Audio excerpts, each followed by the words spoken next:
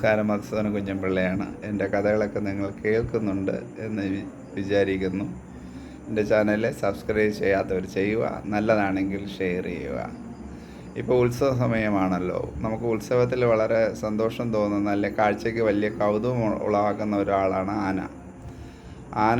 ആനയെ ഞാൻ എഴുന്നള്ളിക്കുന്ന ആനയുടെ ആൾക്കൂട്ടത്തിൻ്റെ ഇടയിലുള്ള ആനയുടെ ഈ വന്യജീവിയാണെങ്കിൽ മനുഷ്യരുടെ ഇടയിൽ അതിൻ്റെ ആയിട്ടുള്ള പ്രശ്നങ്ങളും മണിക്കൂറുകളോളം എഴുന്നള്ളിപ്പൊക്കെ ഒരു ബുദ്ധിമുട്ടുകളുണ്ട്. അത് ഇടയ്ക്കിടയ്ക്ക് വയലൻസ് ആവുന്നുണ്ട്, ആൾക്കാരുടെ ജീവൻ നഷ്ടപ്പെടുന്നുണ്ട്, പാപ്പാമാർ മരിക്കുന്നുണ്ട്. അതൊക്കെ ഒരു സൈഡിലിരിക്കട്ടെ. എന്നാലും നമ്മുടെ സംസ്കാരമായിട്ട് ബന്ധപ്പെട്ടതാണ് ആന വന്യമൃഗമാണ്. പക്ഷേ ഈ ആനയെപ്പറ്റി എനിക്ക് ഒന്ന് രണ്ട് കാര്യങ്ങൾ എൻ്റെ മനസ്സിൽ ഒരിക്കലും മായാത്ത കാര്യങ്ങളുണ്ട്. ഒന്നെന്ന് പറഞ്ഞാൽ അലിപ്പൂർ ദ്വാറിൽ, അപ്പോൾ ഞാനൊരു പാരാമിലിറ്ററിയിൽ വർക്ക് ചെയ്ത ആളാണ്. അലിപ്പൂർ ദ്വാറിൽ ഞങ്ങൾ കമ്പനി കിടക്കുന്ന സ്ഥലം മൈനാബാരി എന്നാണ് പറഞ്ഞത്. വളരെ അതിമനോഹരമായ കാടുകൾ ചുറ്റപ്പെട്ട് കിടക്കുന്ന ഒരു സ്ഥലമാണ്. തേയില എസ്റ്റേറ്റാണ്. അപ്പോൾ ഒരു അടഞ്ഞ തേയില എസ്റ്റേറ്റ്, നല്ല തേയില എസ്റ്റേറ്റിൽ ഭാഗികമായിട്ട് വർക്ക് ചെയ്യുന്നുണ്ട്. ആ എസ്റ്റേറ്റിലായിരുന്നു നമ്മുടെ ഡ്യൂട്ടി. അവിടെ ടെററിസം ഒത്തിരി ഉണ്ടായിരുന്നുകൊണ്ട് അത് തടയാൻ വേണ്ടി ഈ മൈനാബാരിയിൽ ഇട്ടിരിക്കുകയാണ്. മൈനാബാരിയിൽ നിന്ന് ഒരു റൈഡാക്ക് റിവറുണ്ട്. നദി കഴിഞ്ഞാൽ പിന്നെ അടുത്ത ഒരു രാജ്യമായിട്ട് മാറുകയാണ്, വേറൊരു സ്ഥലം. അത് ഞാൻ പറയാം. അപ്പോൾ അവിടെ ആനയായിട്ട് ബന്ധപ്പെട്ടെന്ന് പറഞ്ഞാൽ ആ ഗ്രാമം വളരെ സാധുവായിട്ടുള്ള ജനങ്ങളാണ്. വനത്തിൽ നിന്നുള്ള സാധനങ്ങൾ എടുക്കുക, ബാക്കി അവിടുത്തെ ജനങ്ങൾ കാട്ടിൽ നിന്ന് കിട്ടുന്ന സാധനങ്ങളും ബാക്കി തേയിലത്തോട്ടത്തിൽ നിന്നുള്ള പണിക്കാരാണ്. അതുകൊണ്ട് തുച്ഛമായ വരുമാനം കൊണ്ട് ജീവിക്കുകയാണ്. പക്ഷെ വളരെ സന്തോഷമുള്ള ജനത എന്ന് തന്നെ പറയാം. അല്പം വസ്ത്രധാരികളാണെങ്കിൽ പോലും അവർ കാഴ്ചയ്ക്ക് വലിയ സുന്ദരന്മാരും സുന്ദരികളല്ലെങ്കിൽ പോലും നല്ല മനുഷ്യരായിരുന്നു.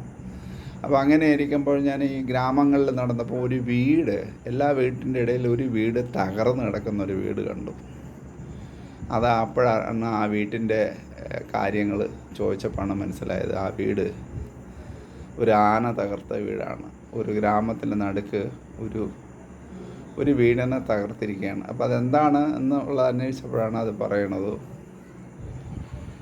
അവിടെ കാട്ടാനകൾ വരും. കാട്ടാനകൾക്ക് ഏറ്റവും ഇഷ്ടമുള്ള കാര്യങ്ങൾ രണ്ടാണ്. ഒന്ന് അരി, പിന്നെ ഉപ്പ്. എവിടെ ഉപ്പ് വെച്ചിരുന്നാലും അത് അടുക്കളയിലൊക്കെ അവിടെ വലിയ നമ്മൾ സിമെൻ്റ് ഇട്ട് കെട്ടിയ ചേരുന്നില്ല, മണ്ണ് കുഴച്ച് വയ്ക്കുന്ന ചുവരുകളാണ്. അത് എവിടെയെങ്കിലും ഇടിച്ച് തകർത്ത് ആ ഉപ്പ് അത് മണത്ത് അത് എടുത്തുകൊണ്ട് പോകും.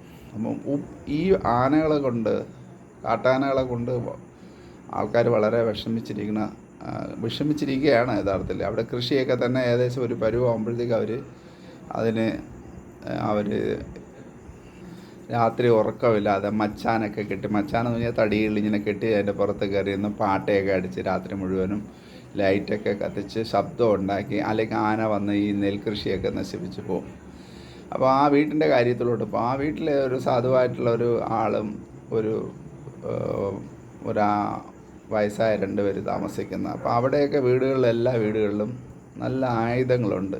ഈ കാട്ടിൻ്റെ സൈഡിലൊക്കെ കിടക്കുന്നവരേൽ നമ്മൾ വാള് പോലത്തെ നല്ല ബലമുള്ള സാധനങ്ങളും മൃഗങ്ങളിൽ നിന്നും രക്ഷപ്പെടാൻ വേണ്ടിയുള്ള ആയുധങ്ങളൊക്കെ അവരെല്ലാവരും ശേഖരിച്ച് വയ്ക്കാറുണ്ട്.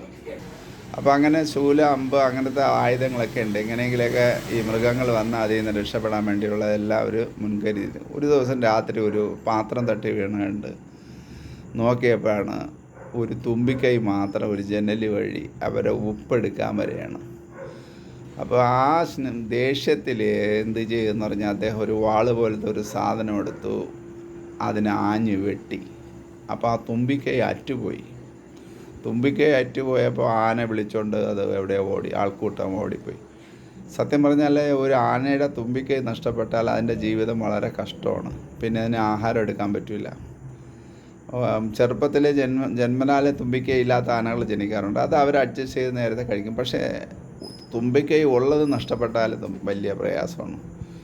അങ്ങനെ വർഷങ്ങൾ കഴിഞ്ഞു. 2 വർഷം കഴിഞ്ഞപ്പോഴത്തേക്ക് ആ തുമ്പിക്കൈ ഇല്ലാത്ത ആനയും ഒരു കൂട്ടം ആനയും കൂടെ വന്നിട്ട് ആ വീട് ഇടിച്ച്, പർട്ടിക്കുലർ ആ വീടിന് മാത്രമേ അറ്റാക്ക് ചെയ്തിട്ടുള്ളൂ. അവരെ 2 പേരെയും കൊന്നു, വലിച്ച് താഴെ ഇട്ട് അത് ചവിട്ടി ആ വീട് ഇടിച്ചിട്ട് പോയി. പിന്നെ ആരും ആ നാട്ടിലുള്ളവർ തുമ്പിക്കൈ അറ്റ ആനയെ കണ്ടില്ല. ഇങ്ങനെ ആനക്കഥകളും പട്ടാളക്കഥകളും ഒരുപാടുണ്ട്. നമുക്ക് വീണ്ടും കാണാം. മധുസൂദനൻ കുഞ്ഞൻപിള്ള. നമസ്കാരം.